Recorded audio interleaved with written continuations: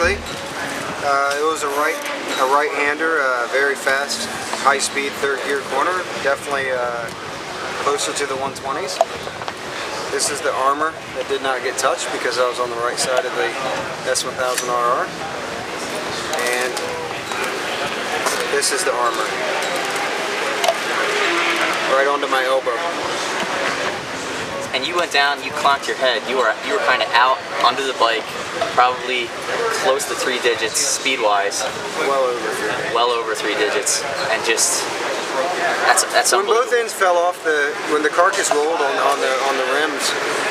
Again, no gas, no brake, just getting a little corner speed, waiting to get the front end pointed to where we needed it to go before we pull the trigger.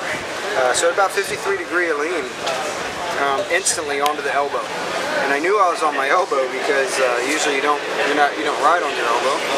And I was pushing as hard as I could with my knee to get the bike back up, and the seams. Sure. Okay? The seams. This is really right here what made me the most nervous, is the seams. To be able to keep intact. Okay?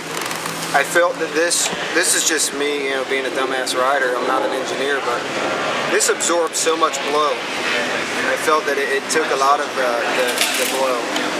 Really, this right here, unbelievable. The strategically placed. I've been fortunate again to have sponsors that feel I can give a return in regards to product, and free isn't necessarily the best, so I'll be the first to tell you, just because somebody hands you something doesn't mean it'll be great and safe. But this location right here over the wrist, and the fact that this is actually aluminum and not the plastic, but the seams, again, everything comes down to the seams.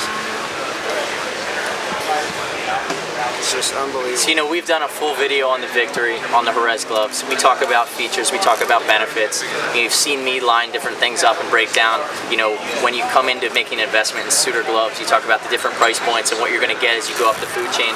But when you have somebody like Nate, who's rocking this stuff, and he's not rocking a race replica, he's not rocking a suit that's going to be custom tailored, it's a vote of confidence for REV'IT when it's right off the rack.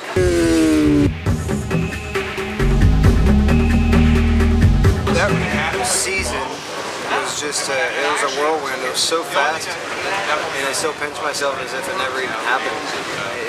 It's hard to believe when I look at photos from Mugello and Sachsenring and Donington Park, and so many great racetracks in Europe that we were the stepchild to MotoGP, but sure, to be a support class for GP, for Grand Prix, and to ride in front of 180,000 plus people, it just lets you know that the sport is definitely well and alive, and to bring that back to the States, sure, and try and really help our industry and our sport to show, we all battle this image thing, whether you own a gun store or whether you race motorcycles. It's very true. It's an image.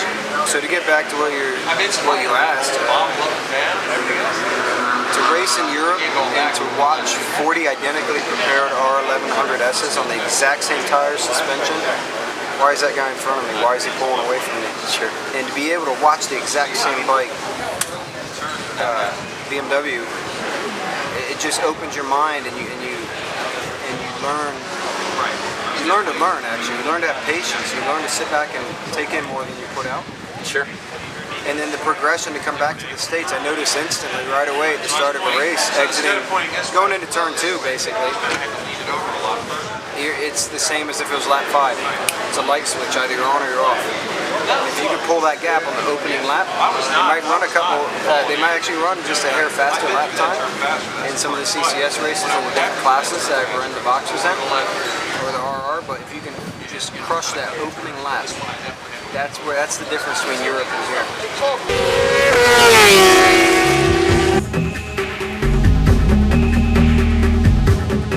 Well, Anthony, I can't believe I'm even enjoying this far into the season or career, considering the economy and budgets. Sure. To have the ability to be so entrenched with the RR and articulate exactly what it does from the German point of view and translate that from the factory, and really break it down in elementary terms that RR owners can actually become advocates themselves. So I can't be everywhere, but at the same time, it's very nice to have this RR owner over here to be able to go back and tell his buddies, yeah, I read about it, but now I felt it. Sure. Because they broke it down.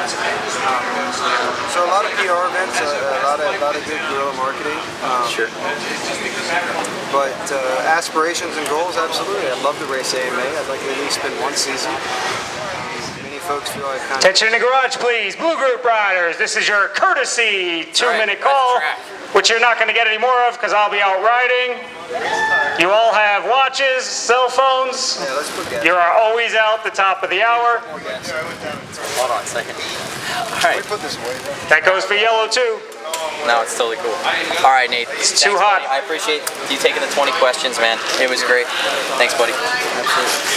Absolutely.